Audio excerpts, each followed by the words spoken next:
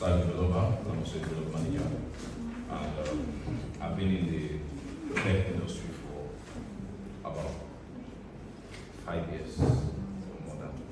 So, want to talk about tech on budget. So I'm going to be sharing some few strategies with you on how you can turn your tech passion into profit on budget. So we're talking about how you can unlock your tech potentials without having to break the bank. All right. Let's talk about the passion problem. I believe that every one of us here are in this event because we are all passionate about tech, right? Because we have the passion for it, isn't it? But you know that there are people that get started in tech because they had passion for it, but along the line, they give up. You know there are people like that, right? Does it mean they don't have the passion? They do, isn't it? But passion is not enough. Are we there? Passion is not Passion is not enough. So, like I said, passion is great, but there is a but. So let's talk about the but. Many of us are passionate about technology, but struggle to turn that passion into a profitable venture. There are certain people that, even while they are getting started with tech, they're already giving up.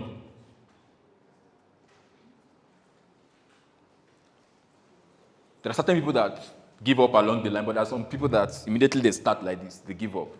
And there are reasons to it, because for everything that happens, there is always a reason. So, there are certain reasons why people get to give up and not, enjoy their journey in tech. Number one is lack of resources. That is time, money, equipment. All right. I was speaking with a friend of mine, finished from the same school, but she wants to get into tech, and she wants to learn cybersecurity in a tech academy in Oshogo. And the tuition fee for the training for 8 months, they said, is about 800,000 naira. The truth is, this is Nigeria. Not everyone can afford that amount, isn't it? And the thing is, I was asking her if they're going to give us certificates. Because if you are getting to cybersecurity, there is a certificate for it. Are you with me? We have different cybersecurity certificates because there are different branches in cybersecurity. Just like in web development, we are in programming, we have different branches where we have software development, we have app development, we have web development. And I hope you know that there's a difference between software development and just app development and web development. That you're a web developer does not make you a software developer or a software engineer. Are you with me? Or that you're an app developer does not make you a software engineer. Software engineering is beyond just writing codes, all right? So, now, not everyone can afford to pay that amount of money, especially in a place like Osun State, 800,000 naira to learn cybersecurity. And like I said, there is certification in cybersecurity. We have different branches in cybersecurity. We have the different certifications. We have CompTIA. I think CompTIA is the most popular certificate. And you have to pay because you write exams for it and before they will give you the certificates. And you will pay for it. That is about $300 plus. So imagine paying 800,000 naira first for tuition. Then after the tuition, after the whole tutorials, then you have to go and start looking for about $300 plus. That's about over 300,000 naira to get to write the exams and get the certificates. Not everyone can afford that, isn't it? Except for people that are from, let's say the middle class home or from a rich family. Do you get it? So, but there are ways you can go about it. Do you get it now? There are ways you can You can go about it. That is why I'm here, to share those strategies with us. Isn't it? That is why the theme for this event is Tech on Budget. So, now, we talk about time. Another reason people give up is because of what? Because of time. There are certain people that may not have the time, enough time to dedicate to learning these skills or learning what they need to learn in tech. And the thing is, getting into tech, you are automatically coming into an ecosystem of continuous learning.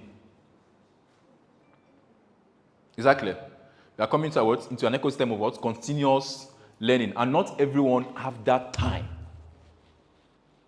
to dedicate. So because of that, many people what? Draw back and just forget about it. But they had the passion. You get it now? I have a friend who is working in a bank now. He wants to learn web development, but he can't because there is no time. Do you get it now? Another thing is equipment. Like people who have passion for this thing, but they don't have the what? The equipment. They don't have the laptop. Some people don't have laptop, but they want to get started with learning programming or cybersecurity. Is that clear? So because of that, they may end up what? Giving up on their dreams, on their passion. They may end up not pursuing their passion. But there are solutions to these things. That is why I'm here. Now, another reason why people give up is fear of failure. The fear of what? Of failure. What if I get started with this thing? Will I make it? What's the assurance that if I get into this thing, I'll get a job, or I'll get a project, or a project to work on, or a gig, sorry. No, a lot of people ask this question a lot. If you go on your Google search, that question is the most popular question. All right? If I get started with tech, will I make it? That's the question a lot of people ask when they want to get started with tech or when they're into tech. I remember when my friends and I started way back, we jokingly say it like, if this thing no work, now to go start POS business. Do you get it? That is fear of failure encapsulated in jokes. But we're able to conquer ours. All right? But not everyone has the ability to be able to conquer that fear of failure because of the lack for mentorship. Are you getting it now? So that's another reason why people give up on their passion, the fear of what? Of failure. So another reason is the uncertainty about where to start. Okay, I want to become a full stack developer. Where do I start from? What do I need to learn? Where do I need to learn from? What resources do I need to aid my learning? All right? These are questions that a lot of tech guys get to ask themselves when they're getting started with tech. And I get this kind of DMs on my Facebook a lot. I want to get into tech, but I don't know where to start from. And the first thing I just tell them is, number one, you need to know that tech is broad. There are different aspects in tech. Which particular one do you want to do? Then I give them assignments to go and make research on the different branches or the different aspects of tech and which one is of their interest. Then they can get back to me. From there, we'll know where to start from. All right? So the uncertainty about where to start is another problem many people face when getting started in tech, which is part of what I'm also going to be addressing this morning. Another reason people get to give up and not pursue their passion is the difficulty finding the right opportunity. If you go on Google, this is the most searched thing on Google, on Twitter, on LinkedIn.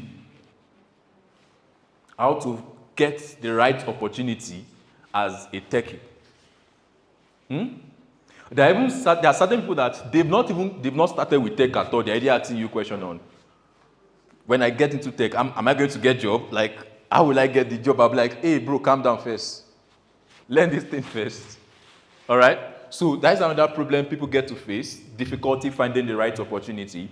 And as a Nigerian, I was talking with a brother this morning, he's here, and as a Nigerian, it is more difficult finding the right opportunity in tech as a Nigerian, because we already have a bad reputation. You get it? But there are ways we bypass these things. Don't worry, we are getting there. Calm down, we are getting there. Okay? Because as I think it was this person I was talking to this morning, I was talking about my experience with the foreign clients, where we were getting to like talk about the project. We've had a series of meetings, and then I want to talk about the price for the projects and the milestones and how to get started. Then he asked, "Where are you from?" I said, "Nigeria." He said, "They can't trust me." Do you get it now? So as a Nigerian, it's difficult finding the right opportunity, but I will share some strategies with you today. Is that clear? Is that clear? I don't like to share this in the public. I told you this morning. I don't like sharing this in the public, but I don't know why I feel like sharing it today. All right. So these reasons I made mention of are part of the reasons why people get to give up on their passion for tech. Out of 100% of people that get to, get into tech in a year, about, let's say, 70 to 80% of them get to give up. How many of us have heard about ALX? Is ALX? ALX Academy for software development. You've heard about it, right? Do you know that it's only a little percentage of applicants that get admitted, that get to finish the academy, that get to finish the training? Meaning that majority of people that were admitted into the academy get what? Give up along the line. I could remember someone messaged me on Facebook and was like, this ALX thing we had, though, like, the thing is chopping my time. I said, what were you expecting before? Did you get it now? So these are part of the reasons people get to give up in tech, and I'm going to be addressing them one by one, okay? And I'm going to be sharing strategies on how you can be able to combat these things, all right? And scale your career in the tech ecosystem. All right, the next slide, please. The budget-friendly solution. Turning passion into profit on a budget. Like I said, it's possible to turn your tech passion into profit without a huge budget. The question is, how? Abi? Yes. You are curious? Yes. You are very curious, right? Alright, so let's move on. Now, the first step is for you to leverage on free and affordable resources. Okay? I know that many of you have been advised to get started with YouTube, right? But my advice is don't start with YouTube. Do you get why? Should I tell you why? Many of the tutorials you see on YouTube are not beginners friendly. All right? They are mainly for people that have the idea already. Do you get it now? There are times I may be working on a project and probably, let's say, I just forgot something and I want to remind myself. There are times I'll go to YouTube and check for some tutorials on YouTube just to remind myself. Okay? So most of these tutorials on YouTube are not beginners friendly. Do you get it now? Do you get it now? And if you don't know the roadmap for that particular aspect you are going into, let's say you want to learn web development, okay? There's a roadmap for that.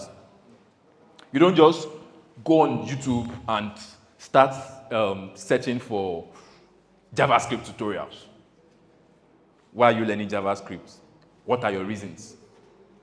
Do you get it now? Or you just went on YouTube and then you search for Python tutorials. Why are you learning Python? But if you know the roadmap, you will know the required languages. You will know where to start from, the resources to consume, and the right platforms to what? To learn from. Okay? So let's talk about the free and affordable tools. There are countless free and affordable resources available to help you what? To help you get started. Number one, we have the open source software, which are free and powerful alternatives to expensive commercial software. For example, in UI, as a UI UX designer, there are certain tools you will need to use, there are certain softwares. We have Figma, we have Adobe XD, all right? Adobe XD is not free, isn't it? It's not. You have to pay.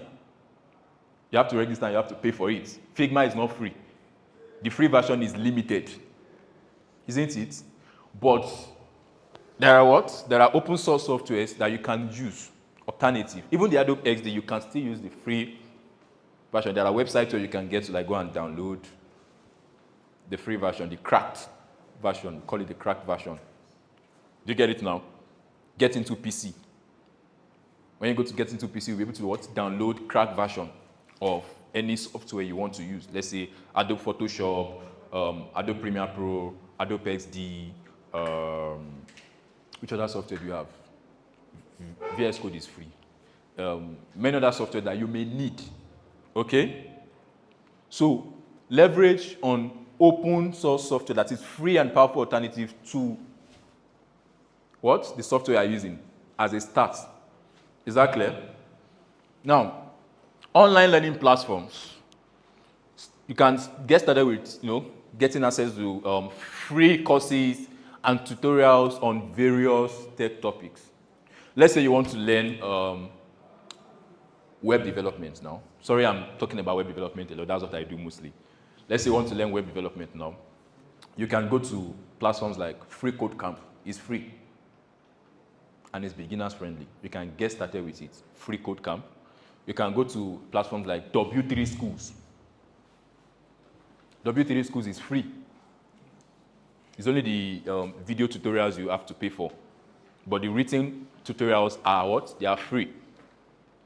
Go to W3 Schools, you learn from them. We have Odin projects. Guys, if you want to understand JavaScript very well as a programmer, you go to Odin projects. Okay? So these are free platforms. Is that clear?